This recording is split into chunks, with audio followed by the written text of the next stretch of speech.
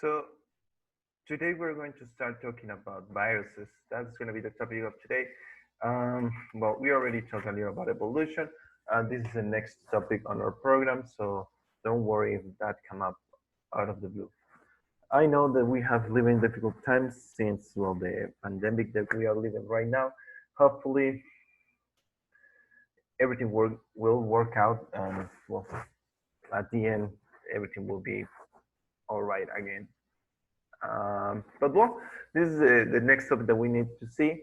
We are going to get a little bit technical about the parts of the viruses. So try to follow up. If you got any questions, you can ask me during classes. Well, first, you have to know that viruses are not alive. That for definition, anything that is alive is able to actually metabolize, do some metabolism. They are able to use some form of molecule to get energy in order to do other stuff. In the case of the viruses, they are not alive. They are like rat traps. If something comes near to them, well, they will move and they will do something. But generally, it's not because they are alive. It's just because the mechanism will work like that. In terms of the evolution, there has been a debate. I mean, you can look for that. We don't know for sure if first there were viruses and then there were living beings, or like the viruses were like the first kind of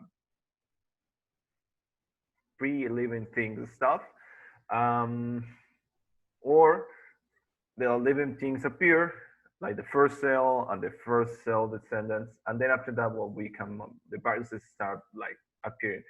Since they when they die, they don't leave any traces like uh, in the stone or something like that. We don't have like fossils of viruses. What we know about them is what we can study like today in the different animals and living beings here on Earth. And from the DNA sequence that we get from them, that's how we can tell how they are evolving. Um, there are several interesting videos about this. One of them, for example, is that we as a human beings can be infected by two different traces of herpes viruses. The one we got around the mouth, the little sores that appear there, and the one that anyone can get in the genital area. So those are two different kind of viruses. To continue with this, let's talk about the different parts of the viruses. They are so different between each other. I mean, we use the same name, but it's just like trying to tell that all animals are the same. Just for you to remember that starfish are animals. Um the the hydrates are animals, the sponges are animals, the insects are animals, and of course, us, the human beings, are animals. And if you compare each one, well, they are so different between each other. They have the most basic, like, uh, shared traits, but they are too different between each other. So for viruses, it's mostly the same. We're going to see pictures of different kind of viruses, so you get an idea of what I'm talking about. First, the viruses are like surrounded by protein and some other molecules that will help them to in order to attach into the host cell and to be able to get inside. They need these proteins around them. So we got the envelope. That's the other small layer that the virus can have. The capsid and the nucleic acid genome. That's the most important part. For nucleic acid, remember that we can have two different ones: the RNA and the DNA viruses. For us, the most dangerous kind of viruses are the RNA kind, just like the COVID-19. The official name, just for the sake of this class, is SARS-CoV-2 2019. That's the official name of the viruses that we got today. So the most difficult to eradicate are the RNA viruses because the way they reproduce, the RNA got a lot more mistake than the DNA.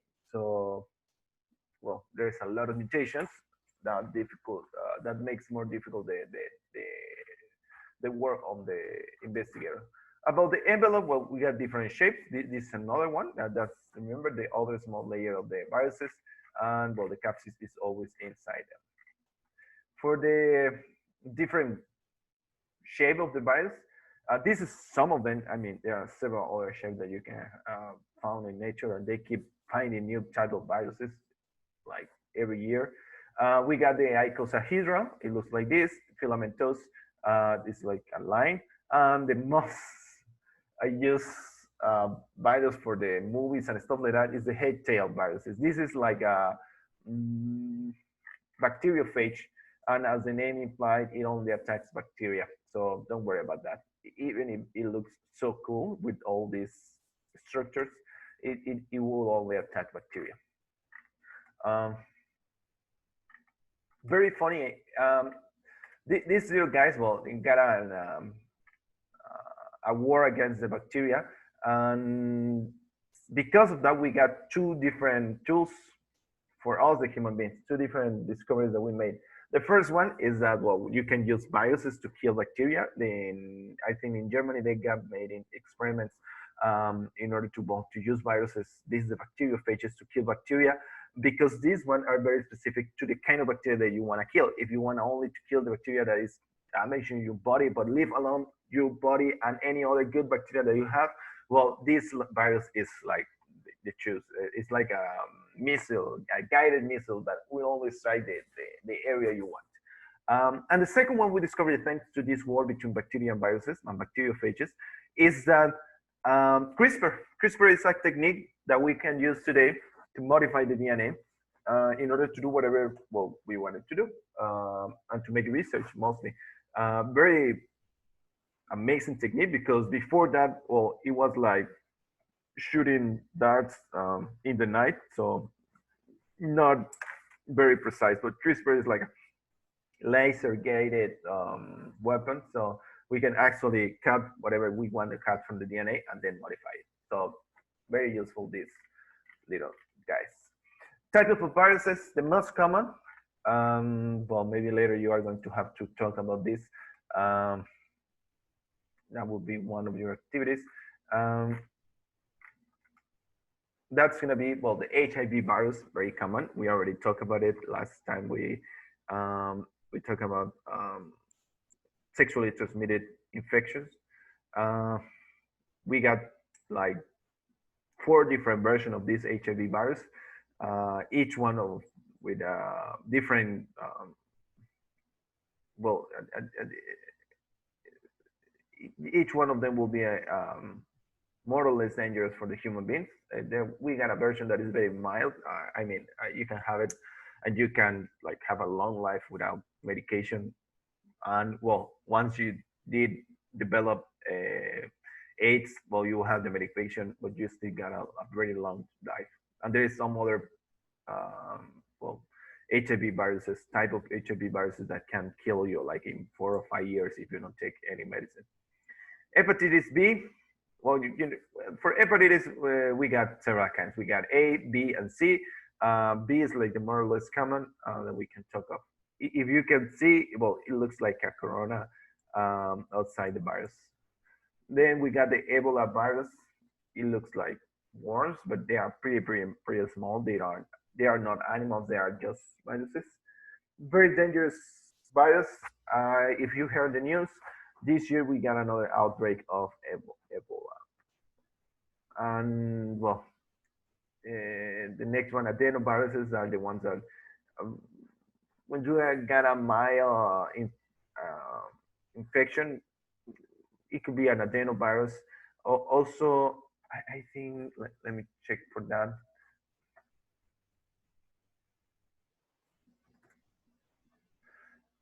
Mm, well, they're very common. So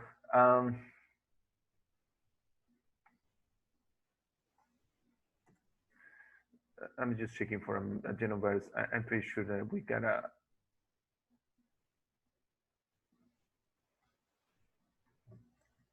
Yeah, it's uh, for if you got a pink eye, um, that could be an adenovirus.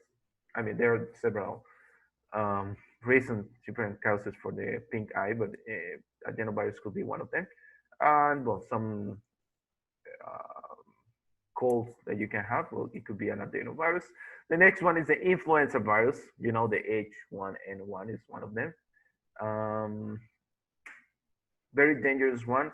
Those are I mean, for this list, I mean, the Ebola virus can kill you like in days, but the influenza virus, it can be transmitted through air, so it will infect more people, and it will prevail globally.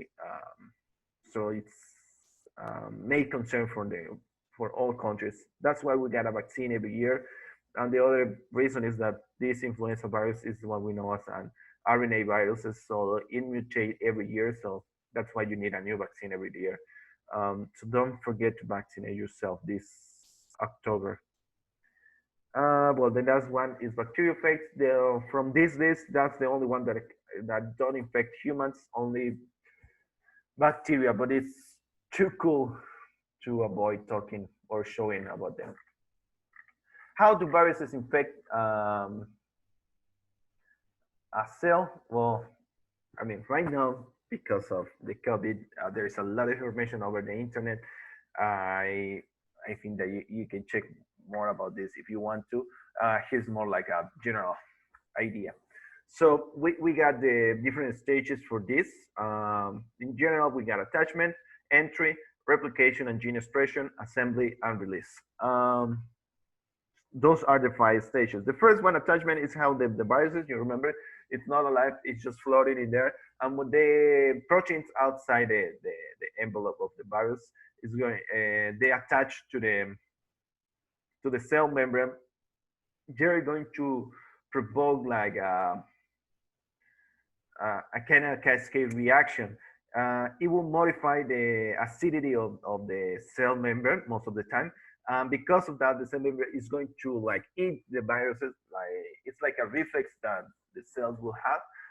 Because of that, well, they are going to move. We're going to move to the second stage. That's entry, where the virus is inside the cells. Um, After they got inside, they are going to break the capsid apart. So the DNA or the RNA that is contained is going to, well, be released into that area.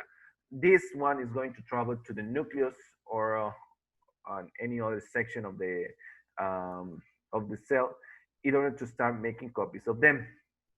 Depending on which type of virus we are talking about, um, that's the process that they are going to follow. Most of the time, there's going to be a specific protein that you're going to synthesize using these copies of genome. That protein is going to start making more copies of the virus. That's going to be replication and gene expression.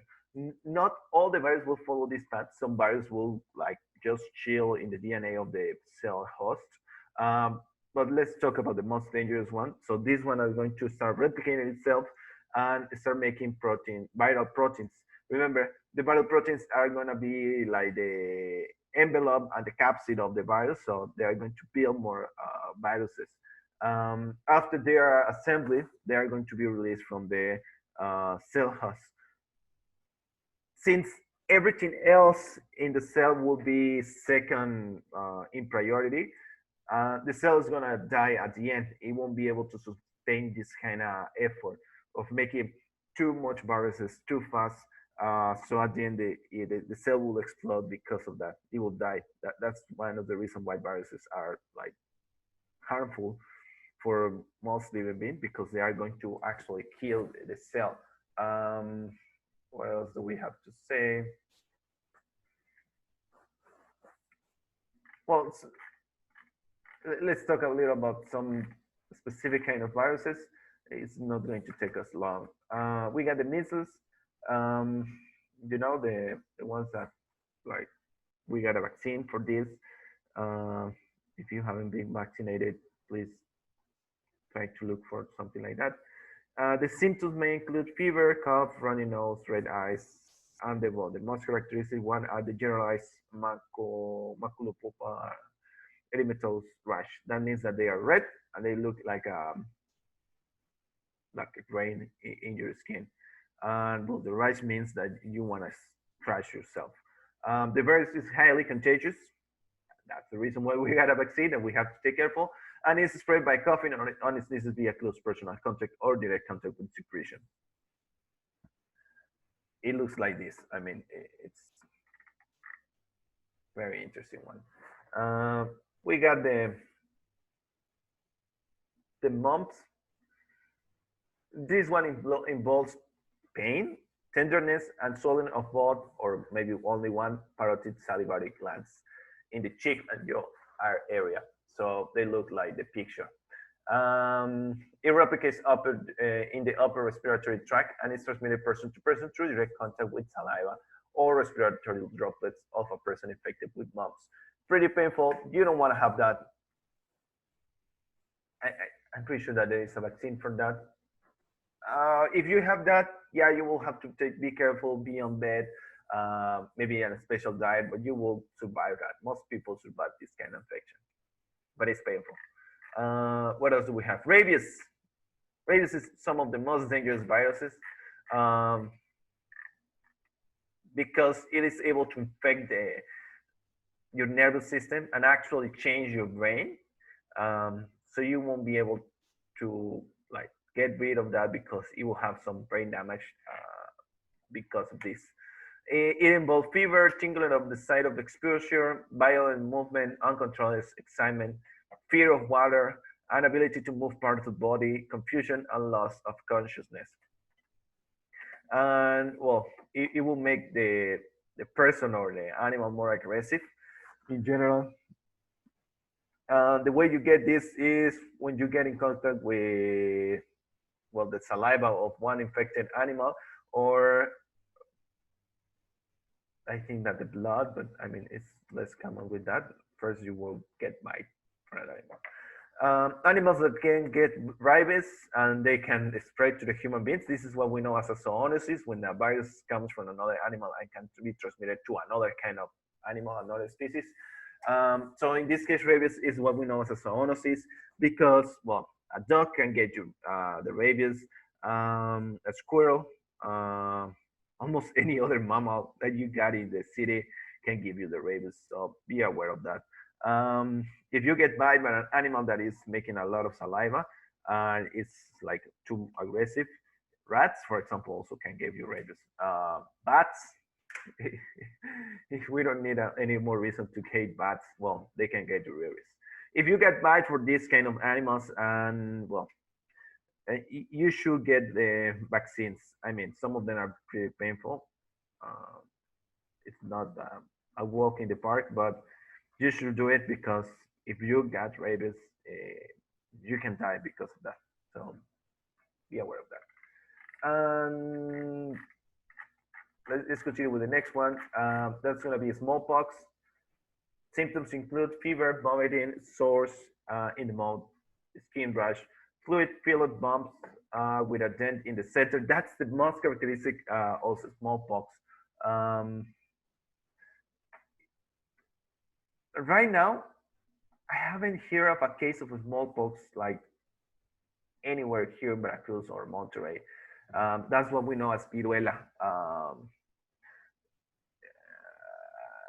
I think that is already eradicated. I'm sure that maybe in India they have some cases of this because, well, Indians. But here in Mexico, I haven't heard of one case of this. Pretty painful. It, and some people will die because of this. The disease used to spread between people or via contaminated objects. So yeah, and the virus looks like this. Rubella, another type of skin lesion virus. Um, it's a very mild situation. Most of the time, when you thought that you got measles or maybe another of these chicken pox or something like that, it was rubella. Most of the time, it's easy to get confused between all of them because the symptoms are too similar. But the good news is that rubella is like usually mild. I mean, yeah, you will have fever, but it's gonna be low grade. Maybe a sore throat, rash that will start in the face and will spread to the whole body. And well, it can spread through the air via cough of people who are infected. The polio, from the virus that I mentioned here, um, I mean, they're pretty bad, but polio is one of the worst mild viruses. And I tell you this because maybe you will die from the rabies. Um, you could die of smallpox. You can die of measles. But from polio, most of the time you won't die.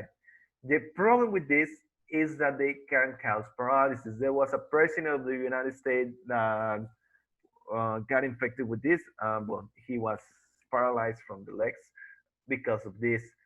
There is no therapy that can get your on your feet again. So you have to be very careful with this.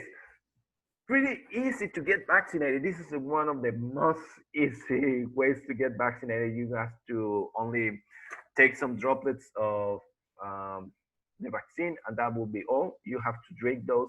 I mean, there are like 3 or 5 droplets of that.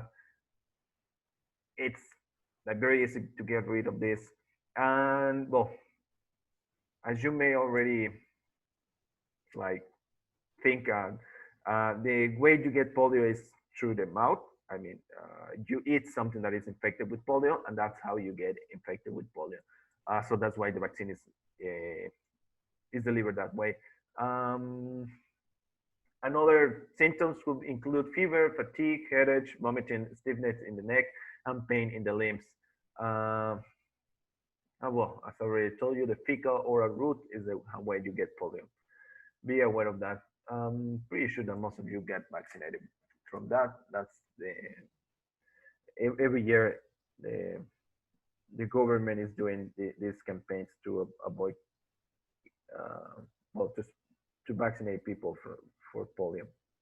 I remember with my kids, uh, I got them vaccinated like every year until they were like 5 years old, something like that. Hepatitis is the last one we're going to mention today, and that's going to be the last one for this video. Um, it will infect the liver. You can have hepatitis because of direct contact with blood or maybe some body fluids like saliva, vaginal fluid, semen. So that's why it could be like a STI. Hepatitis C is more commonly known as STI.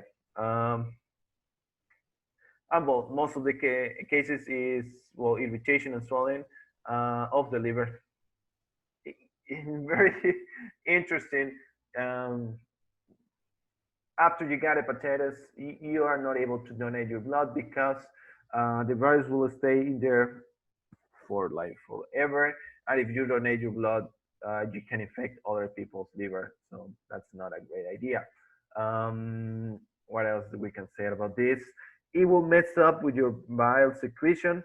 So instead of having brown poop like most people, you will have white poop because well, you won't be able to synthesize or more or less to release that into the intestine. Instead of that, you're going to release those chemicals into the blood, and the kidneys are going to be the ones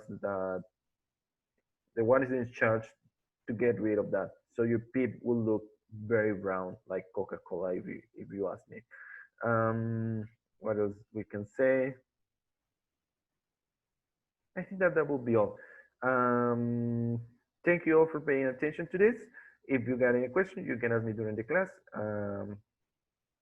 Have a nice day. I will try to stop right here.